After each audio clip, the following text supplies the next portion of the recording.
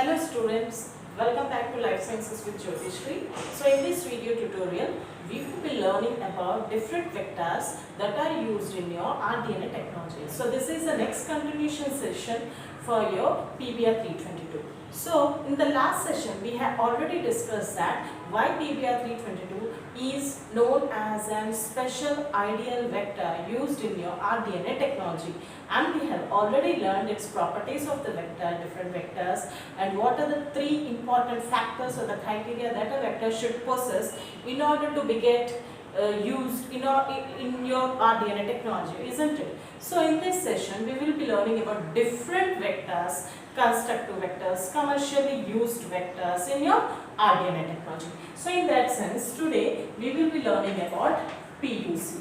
PUC is a family of vectors. P means plasmid, U means university, C means California. Okay, so these are the family of vectors which are first identified and prepared in University of California, and there are different PUC family related vectors are prepared for your rDNA technology.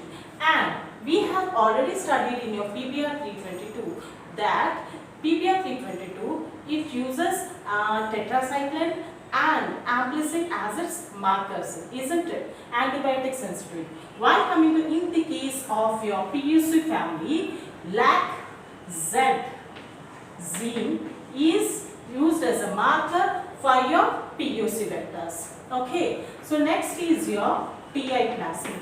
So TI plasmids, these are the different kinds of vectors. These are constructive vectors. So TI means tumor inducing vectors. So these were first introduced by, these are prepared by Agrobacterium tumefaciens. Okay, so this is prepared from Agrobacterium tumefaciens. Why it is known as I? What is the meaning of I? I means tumor inducing vector, T vector, or it is also known as tDNA. What is the importance? There is a specific property with TI plasmid. So this plasmid is having a special property that it can go and easily get inserted into your host DNA, and it can easily divide. It can easily show its cell division. Okay, so it is having inducing inside your host DNA, and means it is nothing but insertion, and it shows continuous cell division. So this is an important factor, special property of your TI plasmid. Related to your TI plasmid, RI plasmid is also constructor. RI means root induced factor, root induced vector. Okay, so this is also having the same property of your TI plasmid. Got it? So PUC vector, next is your TI vector, next is your RI vector. Next to your RI vector, another one is bacteriophage vector. So there are different bacteriophage vectors, means these vectors are prepared from bacteriophage DNA, and there are three different types of bacteriophage vectors, like your lambda phase vector, M13 phase vector, and retroviral vector.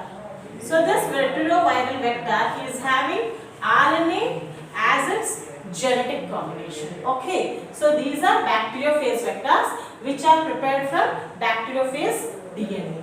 Next one is BAC. BAC means bacterial artificial chromosome. Bacterial artificial chromosome. So similar to your BAC, yeast artificial chromosome.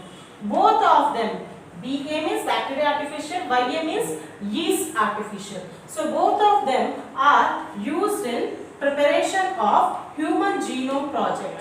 So they both of them are used during Human Genome Project.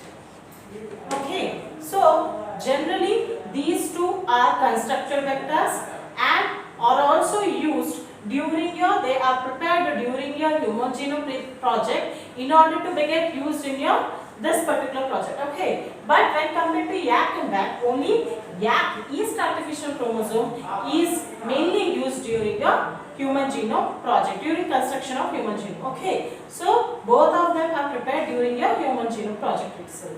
So these are the different vectors that are used, and one more important thing is your, one more important vector, that is your plasmids. Number 7. So what are plasmids? Plasmids are those vectors which are having cos sites. Okay, cos sites. They are the vectors which are prepared from cos sites and the bacteriophage vector. Okay, so they are having, this is a plasmid, they are having a cos site. So they are having the both the properties of your what do you say, bacteriophage and a bacteria with a extra feature, that is your cos site. So in the next session we will be learning about your each and every vector. So all these are the different vectors, and all these vectors are having its own importance in your rDNA technology, in your research purpose, and in your next any projects, and they are having its own importance. So all that you will be learning, and its construction and its properties and its uses we will be learning, we will be discussing in the next session. So first one is PUC, that is Classmate University of California, which is derived from University of California, and its importance is that LAC-Z gene is used as a marker, where in case of PBR322 you will be using tetracycline amplicin resistance, isn't it? Next is your TI plasmid. TI plasmid is something like a tumor inducing factor. It is also known as tDNA, which induces into the host organism and it replicates continuously, means cell division is observed in the host organism.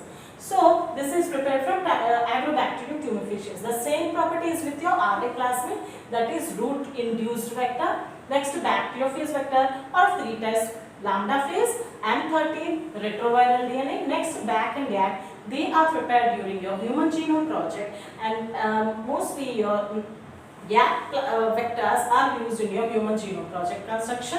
And last is your cos sites. Plasmids are those vectors which are prepared from cos site and your bacteriophage plasmid. Okay, so these are the different vectors, and in the next session we will be discussing about each and every vector of all these, and its importance, its properties, and its uses in your rDNA technology. Thank you.